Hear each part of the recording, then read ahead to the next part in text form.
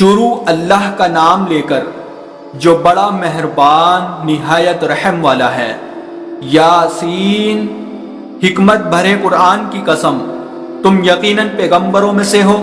بالکل سیدھے راستے پر۔ یہ قرآن اس ذات کی طرف سے اتارا جا رہا ہے جس کا اقتدار بھی کامل ہے، جس کی رحمت بھی کامل، تاکہ تم ان لوگوں کو خبردار کرو جن کے باپ داداؤں کو پہلے خبردار نہیں کیا گیا تھا، اس لیے وہ غفلت میں پڑے ہوئے ہیں۔ حقیقت یہ ہے کہ ان میں سے اکثر لوگوں کے بارے میں بات پوری ہو چکی ہے، اس لیے وہ ایمان نہیں لاتے۔ ہم نے ان کے گلوں میں توق ڈال رکھے ہیں جو ٹھوڑیوں تک پہنچے ہوئے ہیں، اور اس وجہ سے ان کے سر اوپر کو اٹھیرے گئے ہیں، اور ہم نے ایک آڑ ان کے آگے کھڑی کر دی ہے اور ایک آڑ ان کے پیچھے کھڑی کر دی ہے، اور اس طرح انہیں ہر طرف سے ڈھانک لیا ہے، جس کے نتیجے میں انہیں کچھ سجائے نہیں دیتا۔ اور ان کے لیے دونوں باتیں برابر ہیں، چاہے تم انہیں خبردار کرو یا خبردار نہ کرو، وہ ایمان نہیں لائے گے۔ تم تو صرف ایسے شخص کو خبردار کر سکتے ہو جو نصیحت پر چلے اور خدا رحمان کو دیکھے بغیر اس سے ڈرے۔ چنانچہ ایسے شخص کو تم مغفرت اور باعزت اجر کی خوشخبری سنا دو۔ یقیناً ہم ہی مردوں کو زندہ کریں گے، اور جو کچھ عمل انہوں نے آگے بھیجے ہیں ہم ان کو بھی لکھتے جاتے ہیں، اور ان کے کاموں کے جو اثرات ہیں ان کو بھی، اور ہم نے ایک واضح کتاب میں ہر چیز کا پورا احاطہ کر رکھا ہے۔ اور اے پیغمبر، تم ان کے سامنے ایک بستی والوں کی مثال پیش کرو جب ان کے پاس رسول آئے تھے۔ جب ہم نے ان کے پاس شروع میں 2 رسول بھیجے تو انہوں نے دونوں کو جھٹلا دیا، پھر ہم نے تیسرے کے ذریعے ان کی تائید کی، اور ان سب نے کہا کہ یقین جانو ہمیں تمہارے پاس رسول بنا کر بھیجا گیا ہے۔ انہوں نے کہا تمہاری حقیقت اس کے سوا کچھ بھی نہیں کہ تم ہم جیسے ہی آدمی ہو، اور خدا رحمان نے کوئی چیز نازل نہیں کی ہے اور تم سراسر جھوٹ بول رہے ہو۔ ان رسولوں نے کہا ہمارا پروردگار خوب جانتا ہے کہ ہمیں واقعی تمہارے پاس رسول بنا کر بھیجا گیا ہے، اور ہماری ذمہ داری اس سے زیادہ نہیں ہے کہ صاف صاف پیغام پہنچا دے۔ بستی والوں نے کہا ہم نے تو تمہارے اندر نحوست محسوس کی ہے، یقین جانو اگر تم باز نہ آئے تو ہم تم پر پتھر برسائیں گے، اور ہمارے ہاتھوں تمہیں بڑی دردناک سزا ملے گی۔ رسولوں نے کہا تمہاری نحوست خود تمہارے ساتھ لگی ہوئی ہے، کیا یہ باتیں اس لیے کر رہے ہو کہ تمہیں نصیحت کی بات پہنچائی گئی ہے؟ اصل بات یہ ہے کہ تم خود حد سے گزرے ہوئے لوگ ہو۔ اور شہر کے پلے علاقے سے ایک شخص دوڑتا ہوا آیا، اس نے کہا اے میری قوم کے لوگوں، ان رسولوں کا کہنا مان لو، ان لوگوں کا کہنا مان لو جو تم سے کوئی اجرت نہیں مانگ رہے اور وہ صحیح راستے پر ہے، اور بھلا میں اس ذات کی عبادت کیوں نہ کروں جس نے مجھے پیدا کیا ہے، اور اسی کی طرف تم سب کو واپس بھیجا جائے گا۔ بھلا کیا اسے چھوڑ کر میں ایسوں کو معبود مانوں کہ اگر خدا رحمان مجھے کوئی نقصان پہنچانے کا ارادہ کر لے تو ان کے سفارش میرے کسی کام نہ آئے اور نہ وہ مجھے جھٹلا سکے۔ اگر میں ایسا کروں گا تو یقیناً میں کھلی گمراہی میں مبتلا ہو جاؤں گا۔ میں تو تمہارے پروردگار پر ایمان لا چکا، اب تم بھی میری بات سن لو۔ آخر کار بستی والوں نے اس کو قتل کر دیا، اور اللہ کی طرف سے اس سے کہا گیا کہ جنت میں داخل ہو جاؤ۔ اس نے جنت کی نعمتیں دیکھ کر کہا کہ کاش میری قوم کو معلوم ہو جائے کہ اللہ نے کس طرح میری بخشش کی ہے اور مجھے باعزت لوگوں میں شامل کیا ہے۔ اور اس شخص کے بعد ہم نے اس کی قوم پر آسمان سے کوئی لشکر نہیں اتارا، اور نہ ہمیں اتارنے کی ضرورت تھی، وہ تو بس ایک ہی چنگھاڑ تھی جس سے وہ ایک دم بجھ کر رہ گئے۔ افسوس ہے ایسے بندوں کے حال پر، ان کے پاس کوئی رسول ایسا نہیں آیا جس کا وہ مذاق نہ اڑاتے رہے ہو۔ کیا انہوں نے نہیں دیکھا کہ ان سے پہلے ہم کتنی قوموں کو اس طرح ہلاک کر چکے ہیں کہ وہ ان کے پاس لوٹ کر نہیں آتے، اور یہ جتنے لوگ ہیں ان سبھی کو اکٹھا کر کے ہمارے سامنے حاضر کیا جائے گا، اور ان کے لیے ایک نشانی وہ زمین ہے جو مردہ پڑی ہوئی تھی، ہم نے اسے زندگی عطا کی اور اس نے غلہ نکالا جس کی خوراک یہ کھاتے ہیں، اور ہم نے اس زمین میں کھجوروں اور انگوروں کے باغ پیدا کیے، اور انتظام ایسا کیا کہ اس میں سے پانی کے چشمے پھوٹ نکلے تاکہ یہ اس کی پیداوار میں سے کھائے، حالانکہ اس کو ان کے ہاتھوں نے نہیں بنایا تھا۔ کیا پھر بھی یہ شکر نہیں کرے گے؟ پاک ہے وہ ذات جس نے ہر چیز کے جوڑے جوڑے پیدا کیے، اس پیداوار کے بھی جو زمین اگاتی ہے اور خود انسانوں کے بھی اور ان چیزوں کی بھی جنہیں یہ لوگ ابھی جانتے تک نہیں ہیں، اور ان کے لیے ایک اور نشانی رات ہے، ہم اس پر سے دن کا چھلکا اتار لیتے ہیں تو وہ یکایک اندھیرے میں رہ جاتے ہیں اور سورج اپنے ٹھکانے کی طرف چلا جا رہا ہے۔ یہ سب اس ذات کے مقرر کیا ہوا نظام ہے جس کا اقتدار بھی کامل ہے، جس کا علم بھی کامل، اور چاند ہے کہ ہم نے اس کی منزل ناپ تول کر مقرر کر دی ہے، یہاں تک کہ وہ جب ان منزلوں کے دورے سے لوٹ کر آتا ہے تو کھجور کی پرانی ٹہنی کی طرح پتلا ہو کر رہ جاتا ہے۔ نہ تو سورج کی یہ مجال ہے کہ وہ چاند کو جا پکڑے اور نہ رات دن سے آگے نکل سکتی ہے، اور یہ سب اپنے اپنے مدار میں تیر رہے ہیں۔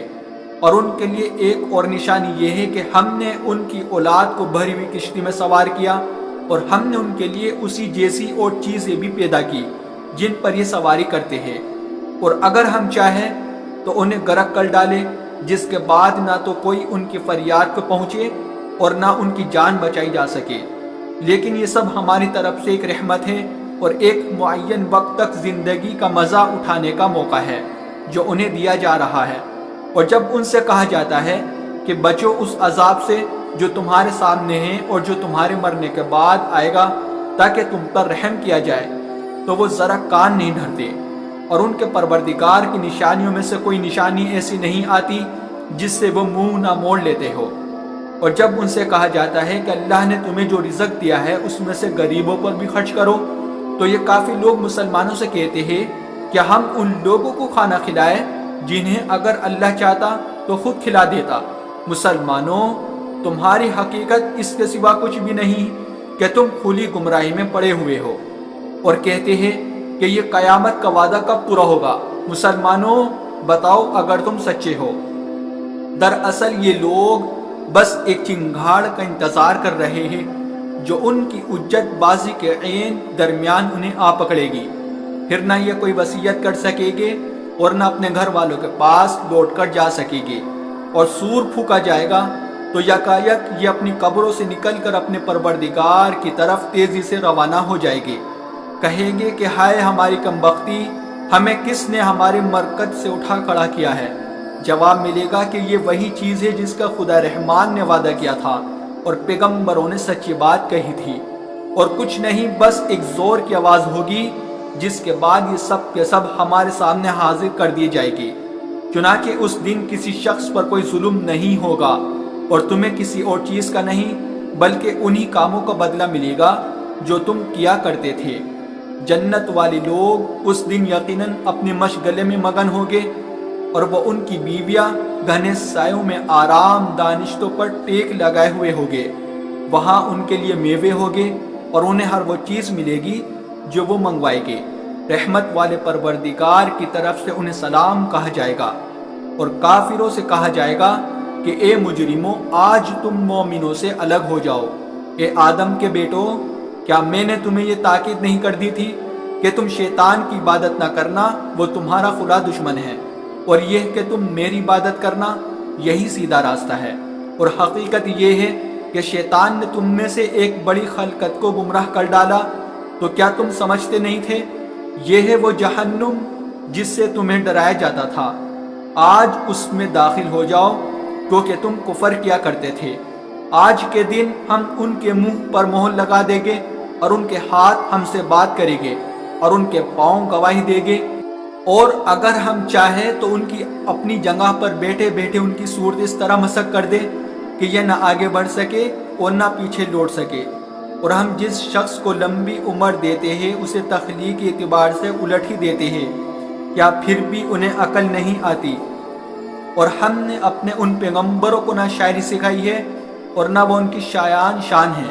یہ تو بس ایک نصیحت کی بات ہے، اور ایسا قرآن جو حقیقت کو کھول کھول کر بیان کرتا ہے تاکہ ہر اس شخص کو خبردار کرے جو زندہ ہو، اور تاکہ کفر کرنے والوں پر حجت پوری ہو جائے۔ اور کیا انہوں نے یہ نہیں دیکھا کہ ہم نے اپنے ہاتھوں کی بنائی ہوئی چیزوں میں سے ان کے لیے موشی پیدا کیے اور یہ ان کے مالک بنے ہوئے ہیں، اور ہم نے ان موشیوں کو ان کے قابو میں دے دیا ہے، چنانچہ ان میں سے کچھ وہ ہے جو ان کی سواری بنے ہوئے ہیں اور کچھ وہ ہے جنہیں یہ کھاتے ہیں، نیز ان کو ان مویشیوں سے اور بھی فائدہ حاصل ہوتے ہیں اور پینے کی چیزیں ملتی ہیں، کیا پھر بھی یہ شکر نہیں بجا لائیں گے؟ اور انہوں نے اللہ کو چھوڑ کر اس امید پر دوسرے خدا بنا رکھے ہیں کہ انہیں ان سے مدد ملے، حالانکہ ان میں یہ طاقت ہی نہیں ہے کہ ان کی مدد کر سکے، بلکہ وہ ان کے لیے ایک ایسا مخالف لشکر بنے گے جسے قیامت میں ان کے سامنے حاضر کر لیا جائے گا۔ غرض اے پیغمبر، ان کی باتیں تمہیں رنجیدہ نہ کریں، یقین جانو ہمیں سب معلوم ہے کہ یہ کیا کچھ چھپاتے اور کیا کچھ ظاہر کرتے ہیں۔ اور کیا انسان نے یہ نہیں دیکھا کہ ہم نے اسے نطفے سے پیدا کیا تھا، پھر اچانک وہ خلم کھلا جھگڑا کرنے والا بن گیا، ہمارے بارے میں تو باتیں بناتا ہے، خود اپنی پیدائش کو بھلا بیٹھا ہے، کہتا ہے کہ ان ہڈیوں کو کون زندگی دے گا جبکہ وہ گل چکی ہوگی؟ کہہ دو کہ ان کو وہی زندگی دے گا جس نے انہیں پہلی بار پیدا کیا تھا، اور وہ پیدا کرنے کا ہر کام جانتا ہے۔ وہی ہے جس نے تمہارے لیے سرسبز درخت سے آگ پیدا کر دی ہے، پھر تم ذرا سی دیر میں اس سے سلگانے کا کام لیتے ہو۔ بھلا جس ذات نے آسمان اور زمین کو پیدا کیا ہے، کیا وہ اس پر قادر نہیں ہے کہ ان جیسوں کو دوبارہ پیدا کر سکے؟ کیوں نہیں، جبکہ وہ سب کچھ پیدا کرنے کی پوری مہرت رکھ۔ اس کا معاملہ تو یہ ہے کہ جب وہ کسی چیز کا ارادہ کر لے تو صرف اتنا کہتا ہے کہ ہو جا، بس وہ ہو جاتی ہے۔ غرض پاک ہے وہ ذات جس کے ہاتھ میں ہر چیز کی حکومت ہے، اور اسی کی طرف تم سب کو آخر کار لے جایا جائے گا۔